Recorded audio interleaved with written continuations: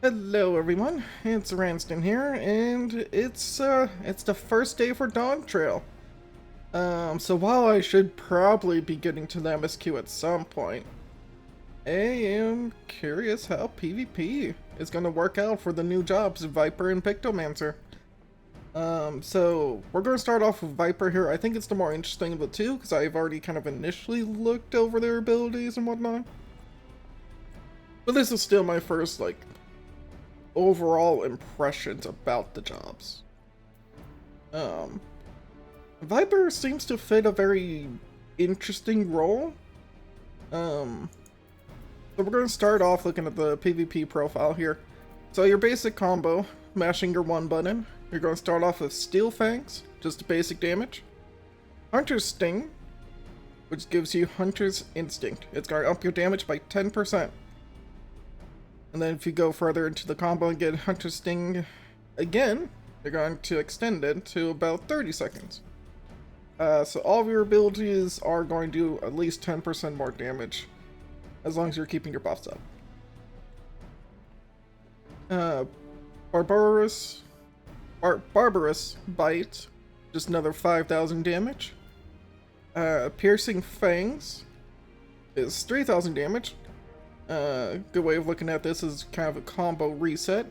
As you go into Swift Skin Sting. I apologize.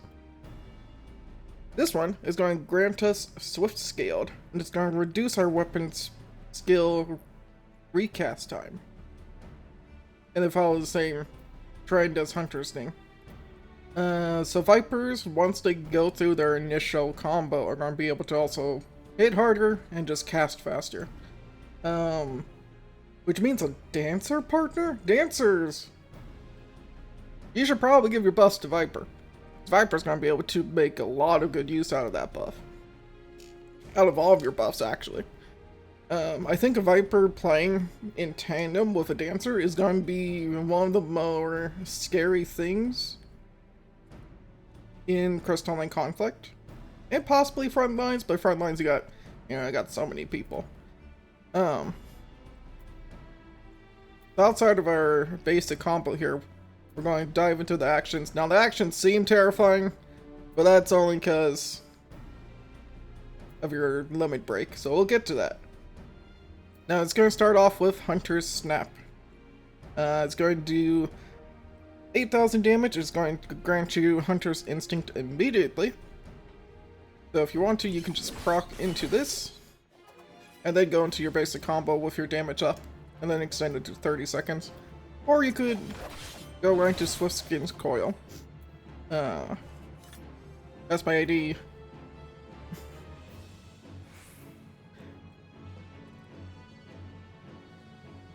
That's just my attention span losing track of itself.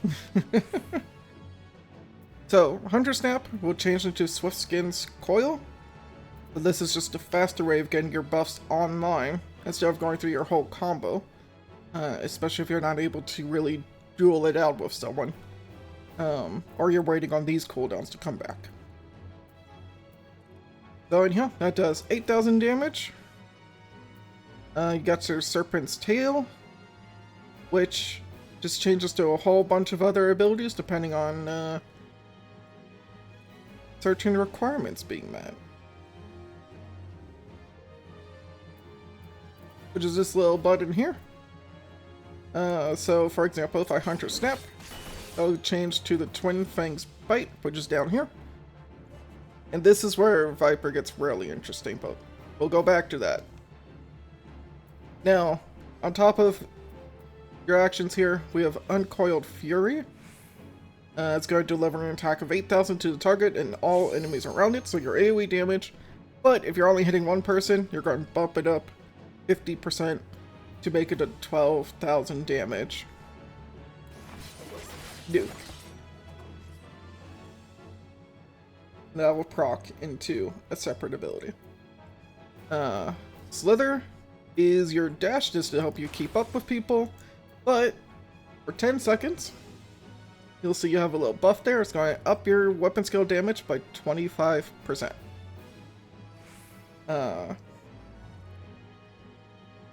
So, Viper can have some of its weapon skills hitting at a 35% increase. Keep in mind, Uncoiled Fury is a weapon skill. So if you have your Viper buff up already, Snake Bite, that's going to hit for 16,000.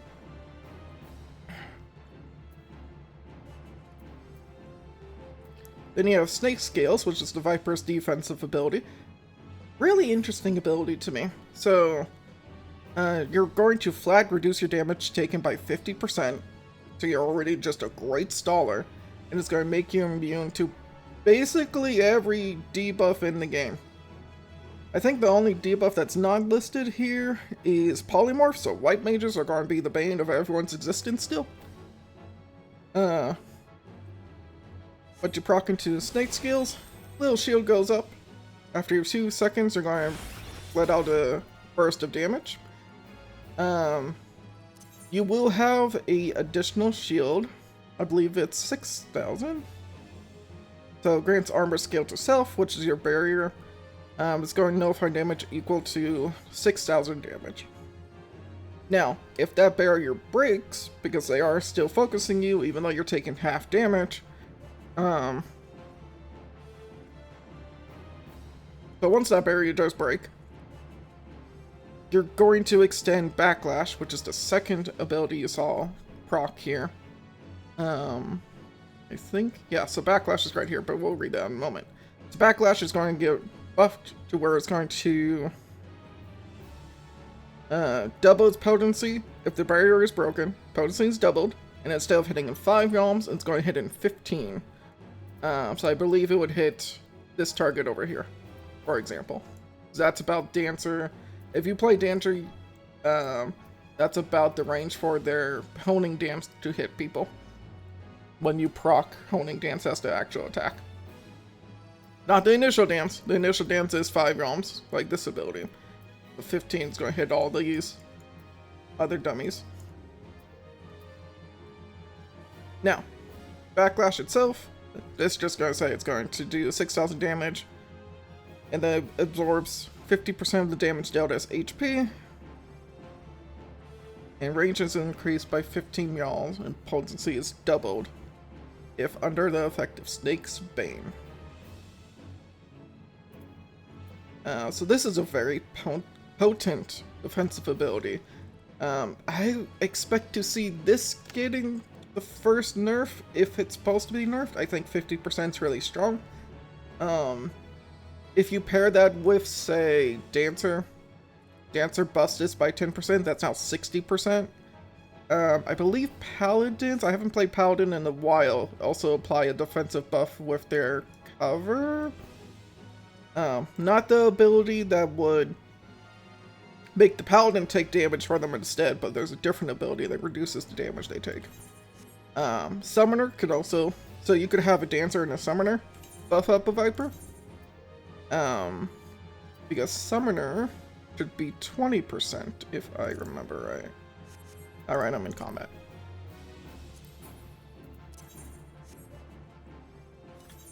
Let me just jump over to Summoner real quick here. Yes, 20%. So, effectively, that's 30 additional from outside sources, and you're already at 50. You could jump up to 80% and maybe more, because there might be other jobs I'm not remembering for a defensive ability. And because it's not guard, you can't break through it. You can't drill through it, and you can't use Meteor Dive. You might actually be able to use Meteor Dive. That's something to test out later.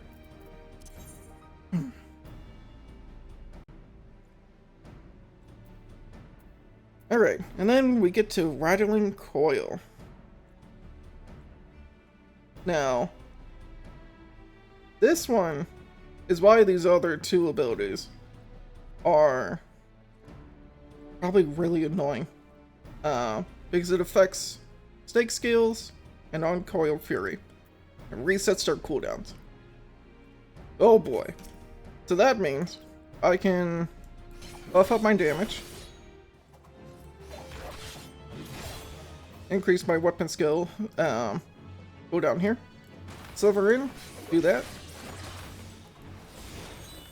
Put up my shield. Reset. I did it slightly wrong, but then I can hit again. And I have my shield again if I need to. So you can be really aggressive with your shield, especially if you can sort of predict AoE damage. But yeah, so if you can predict AoE damage going off, and you can go in, proc your snake scales, get hit by the AoE damage, proc your 6000 shield,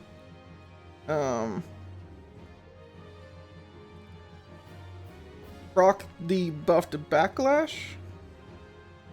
His potency is doubled, so that's 12,000. The Viper, in a ideal world, if you're managing your uptime on your damage ups, so if you're able to do it initially correctly, you're looking at a burst window of 45,000 damage. If you're able to get the second proc of backlash and being enhanced, it'll be 57,000 damage, roughly. Because I'm not into, I didn't do the math for if I had my damage up here. But if you're doing the math right, you could even just focus on just this on a single target. And that's at least 32,000 damage if you get that proc twice.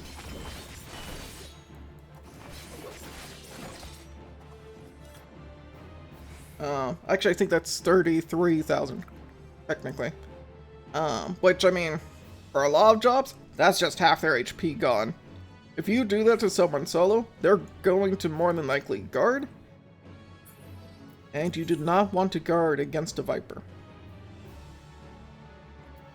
Because they have Death Rattle and Twin Fang Bite and Twin Blood Bite. So, Serpent's Tail. These abilities are tied to Serpent's Tail. So as you're going through your basic combo, I believe it's on the third hit. Yeah, so third hit, I get Death Rattle. Death Rattle will hit the enemy for a low potency, but it ignores guard. It also charges my limit break faster. So Viper, like Reaper, is going to have a very fast limit break. So you're just going through your basic combo, proc that, finish out your normal combo, and then you have Death Rattle again, and all of your buffs. Now you can go into this Twin Fang Bite. Does the exact same thing as the other ability. You do it again, you get Twin Blood Bite, and it does the exact same thing. Viper can ignore up to 9,000 damage base of guard. They can punch through guard that quickly, and their cooldowns are low enough, they can just do it again.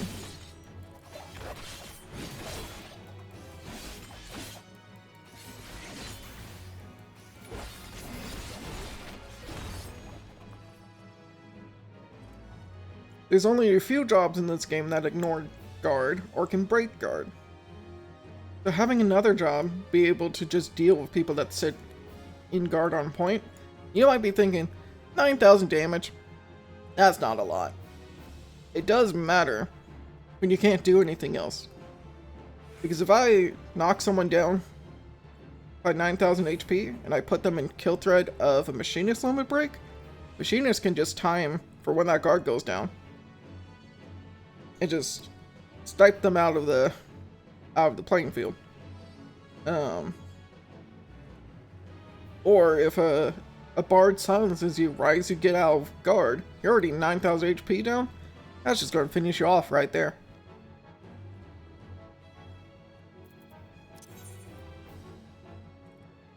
But yes, that's the Death Rattles and the Bites.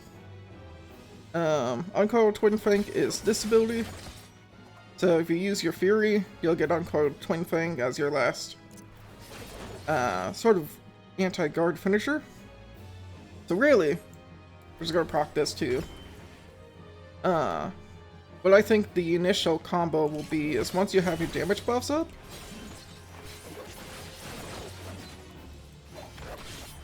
is just hit this twice on a single target, and then just start going into your anti-guard abilities, because most likely they will guard, or they'll try to run away, but you have 3 dashes. So as long as you're handling your positioning right and your movement, it's not going to matter that much.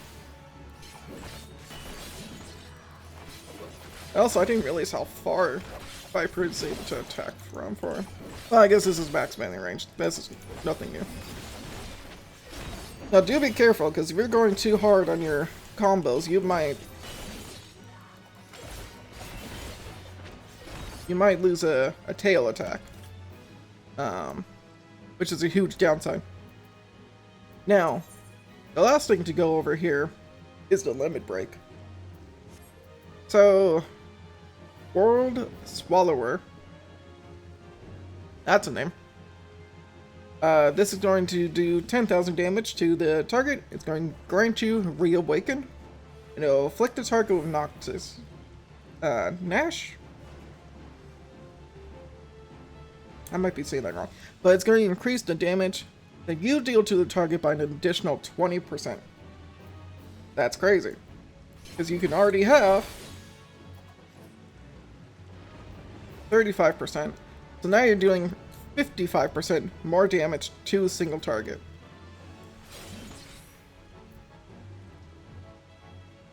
If you have all of your buffs up.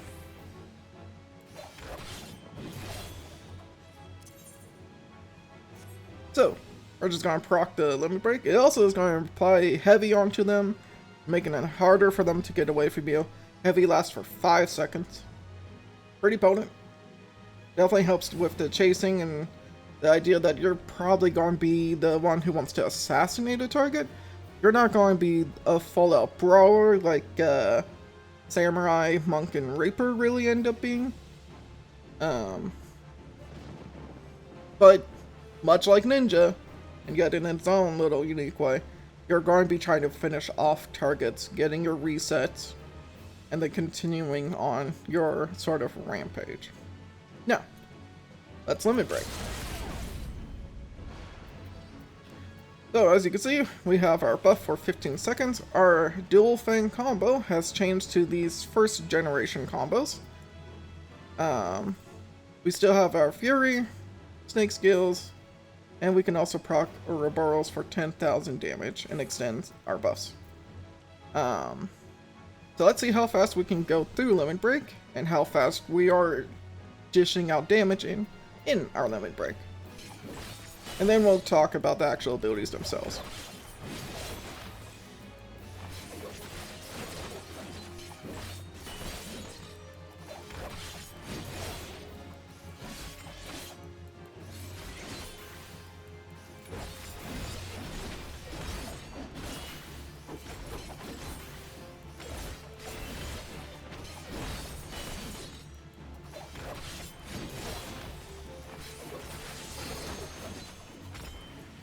Cool. So that doesn't take much time at all. You get your limit break back, which is scary because of how potent it is. So, do not, unless you need to, proc Ouroboros. It'll pull you immediately out of your limit break. Everything else keeps you in your limit break, so you could just hit that, go into your first legacy, next legacy, and then because I spent time talking, I wasn't able to proc my Ouroboros. That's fine. Let's actually talk about what the legacies and generation attacks do. So, first generation, second generation, third, fourth, all do 5,000 damage, and they're all AoE damage. Legacy does 3,000 damage to target and all enemies. So it's AoE, and it also ignores guard, while still recharging your next limit break. Isn't that nuts? Isn't that actually insane for a Viper? They are going to have an incredibly fast limit break timing.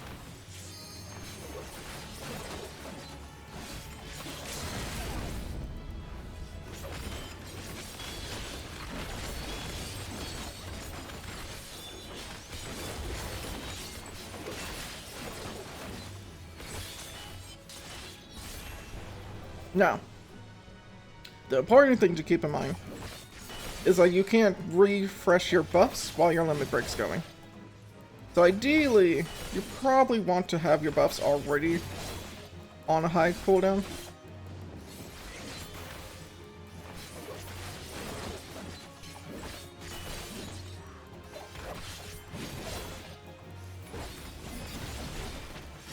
But I can see Viper being very good at chasing down people, finishing off its different targets, and then just being an overall nuisance. So we're going to charge up our buffs, proc limit break, go into our combo.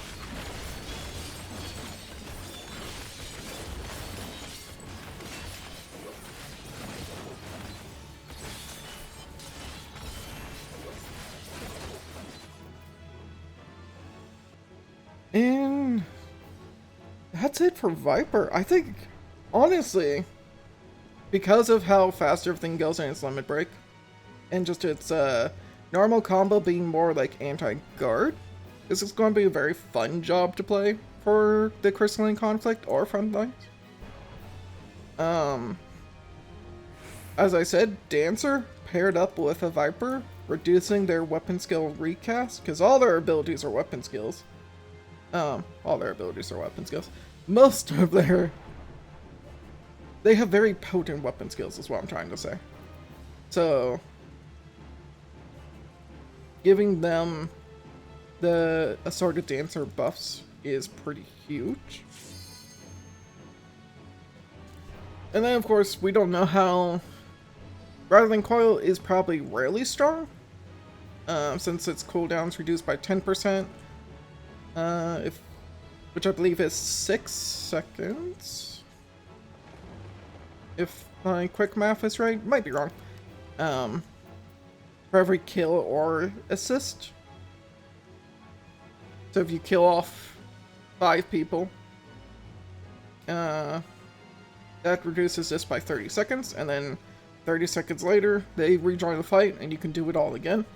You have all of your cooldowns again. Or in frontlines, this just immediately gets reset because AoE, and there's a target-rich environment. But yeah, that's going to be how Viper looks. I'm going to jump into Pictomancer here and take a more in-depth look at what Pictomancer has to offer for PvP.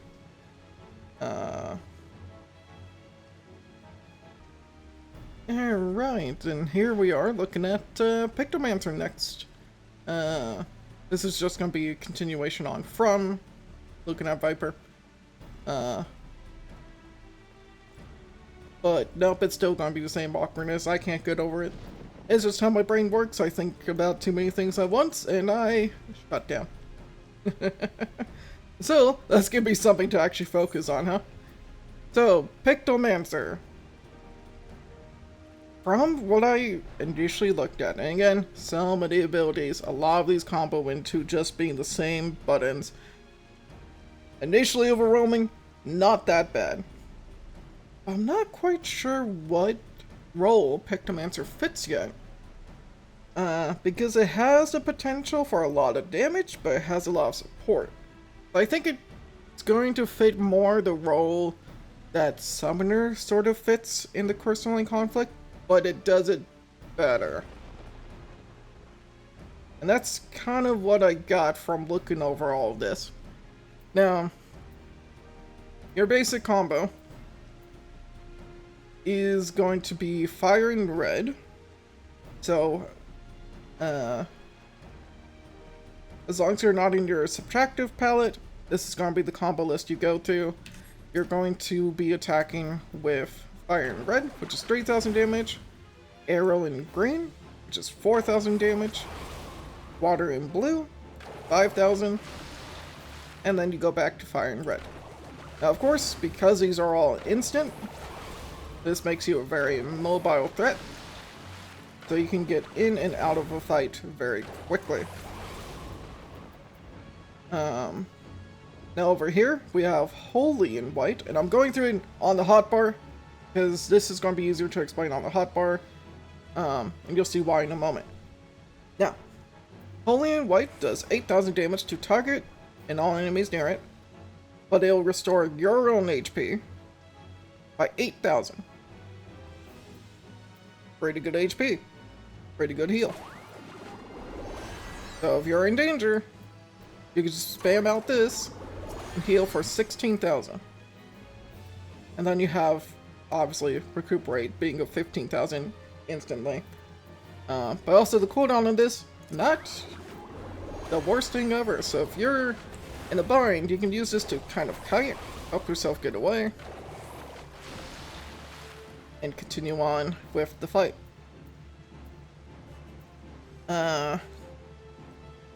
We do have motifs to worry about in the Crystalline conflict.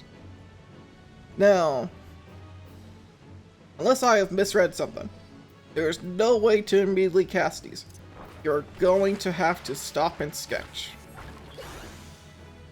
So you're going to start off and get your Palm motif, and you'll be able to proc Palm Views. It's going to deal 4,000 damage, and it's going to increase the damage and healing potency by 10%. Or, sorry, by 20% for the next 10 seconds. So now your heal is 9,600, and your damage just goes up 10%. You also have your Wing motif. Now I can use Wing Views. It's going to do 6,000 damage. It's going to reduce my spell cast time and recast time by 20%, and buff my movement speed by 25. Now all of a sudden I'm a fast little bun. And I also get this ability, Mog of the Ages. It'll bring my Moogle to life, since we can now make a Moogle. I can proc this at any time. But we're going to proc it here, because I don't know if Claw Motif will break it. But it'll afflict my target with Heavy. And do a line attack of 5,000. So, your next motif is Claw. Clawed Muse is going to do 4,000 and increase the damage they take by 10% and reduces their healing by 20%. This is a great Muse to have ready for finisher, and that's kind of the problem I have with Pictomancer. Is a lot of the situational buffs would just kind of change real fast in the Crystalline conflict. And you gotta stop for 3 seconds to draw a motif. And by then, the situation you want for the buff that it gives you might not be the situation at all anymore. So it's it'll be interesting to see how this job plays out, but I don't think it's going to be that consistent. But you might get more value out of your other abilities, so it makes up for it. Now, we have our Fanged Muse here. After drawing a set of fangs, it's going to do 8,000 damage to target and all enemies. It'll do damage over time of 4,000. And will grant us the Mundine Portrait. And now we can bring the final portrait to life. It'll hit everyone in the line for 15,000. And it will bind them for 3. And we can go right back to drawing again. Now I'm curious if I go back to these motifs. If I draw my claw, do I still have the Moogle? I do. Okay. So you can hold off to use like your Moogle and the Mundine until later. But if you're about to finish a portrait, definitely want to proc this ability. We'll go to this ability next, Tempera Coat. So this is going to give you a barrier of 12,000 potency, and it's going to reduce the recast time of this ability if the barrier is completely absorbed. If they break the barrier, you can cast it again, just a little bit faster. And then Grasso, it's going to just proc here, so we're going to raid it over here. Actually, I didn't proc it. I thought it was going to work like the Viper. So right here, it's going to end the effect early, and it's going to grant compare Grasso to self and nearby party members. It's going to apply a barrier to everyone, which nullifies damage equal to 6,000 again. And it's going to reduce the recast time by 5 seconds when the barrier is completely absorbed. I don't know.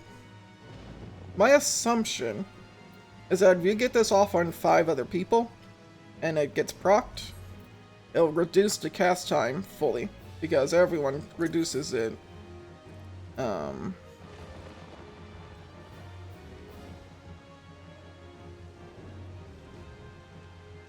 By 5 seconds if they use up the shield. So if at least, yeah, 5. I did my math earlier wrong. I was thinking 6 people. Anyhow, you can't get this coat back immediately. So this is definitely gonna be interesting to, like, again, going back to this being kind of supporty, proccing this, giving your whole team a shield, but also knowing when to proc it to at least give yourself some initial absorb without losing all of it, to then refresh your absorb back to 6,000. Or back to, yeah. So you're going to absorb the initial 12,000. You want to try and make sure this does not break, unless you want it to break, and have it back up in 15 seconds. Or if you can time it right, absorb most of the shield, proc this, and give everyone a shield. Very interesting. We'll go over the limit break last, but over here, I'm going to actually just look at Sponge. Sponge is the most simple ability. Look somewhere, dash forward, 15 yawns, and you have better move speed. This is your help you get away from the fight. Get away, have a chance to draw your creature motif, rejoin the fight. So yeah, Dancer. Pictomancer is a very mobile caster job, which they didn't need. There wasn't really a mobile caster at all. So I'm happy to see it like this, and then you still have, if you want your big attacks to be used, you have to stop and paint. So I think that is a pretty fair balance. But they do have subtractive palettes. So you proc your subtractive palette, all of your abilities become the opposite. I don't know what the correct painting term is, but now our 3-button combo becomes a Blizzard and Scion, does 6,000 damage, and has a cast time. Stone in Yellow does 7,000 damage, and Thunder in Magenta does 8,000.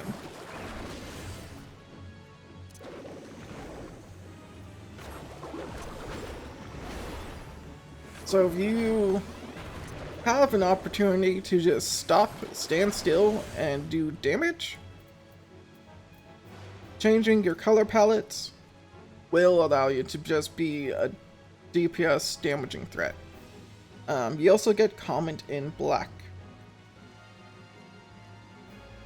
This is going to do 12,000 damage to all targets and enemies near it.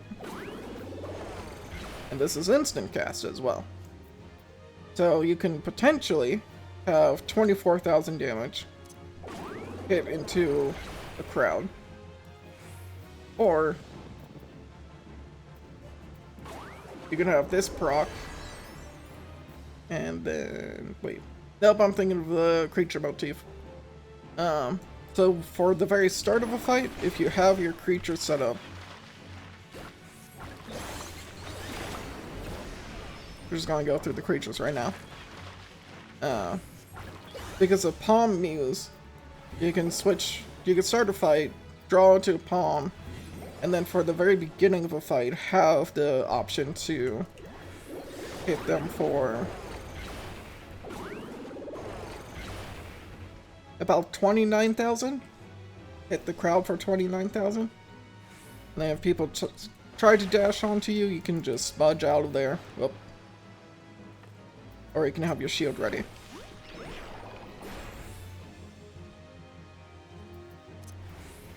So yeah, this is why I'm a little confused, because I can't tell, like, am I supposed to be more supporty? Am I supposed to be... And it's not even, like, really supported, because you don't heal your allies at all. You do give your allies, like, somewhat of a shield, but it's not going to be game-breaking, this shield, on your allies. Unless you're able to proc this again and again. In which case, then, that's a different story. That's this ability with the... Actually, does that... Hold on. I am going to... No, I don't have a way to check. Never mind.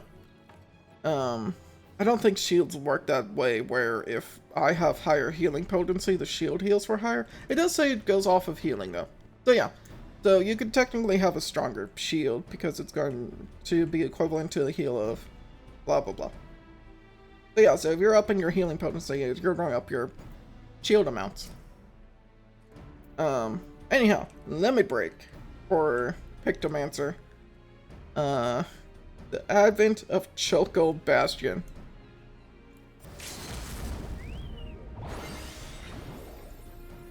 And here we are in our own little fort. And we can proc Star Prism. Now we're going to go read what all that actually means. So, with our limit break, we draw a fat chocobo. We'll knock back all enemies with a range of 10 yawns. And we're going to push everyone away from us. And then it'll create a Choco Bastion at our feet. It's going to reduce the damage we take by 25%. It's going to increase HP recovery by our actions and all of our party members' actions if they stay in the area. So, if you have a Pictomancer in your team, and suddenly there's a fort around you, fight within that fort. It is going to be imperative that you fight within that fort, which is why it's going to be hard to probably rank up with Pictomancer, because no one's going to want to fight in the fort. They're just going to fight out of it. Such is the life. It will grant you Starstruck, and then your ultimate changes to Star Prism. Now, Star Prism is right here. So it's going to deal potency damage to your target and everyone around the target of 12,000. It's going to heal your party members within 30 yalms, which is huge. That's a very potent range and heal. It's going to heal for 8,000 and then heal over time of 2,000. Which means if they are fighting within your limit break, they are going to heal for, what's that math? 10,000. Which is pretty potent. So, and then they could use their own healing. Because this is, what, 15,000? So if I proc it here, and then heal myself, 18,750. Alright. Now this does 10,000 of healing. And I can proc that twice for another 20,000. Shield myself, shield my allies. And if I use Starstruck for healing. I don't think the charge time on this limit break is that fast. Actually, it's not too bad. So yeah, this is where it's like, because of your limit break and this shield, you feel more supporty. Because there's nothing, like, yeah, 15,000 damage in the line, that hurts. But that's not going to be a quick, like, finisher. Well, you're going to be able to draw out a fight and take enemy resources away gradually and win a fight that way. So it's very hard for me to place Pictomancer as far as like if I would enjoy this job, because I don't know how well drawn out fight characters typically do in Crystalline conflict, especially if you're a player like in my position, where you do sometimes experience like a brief delay with your actions.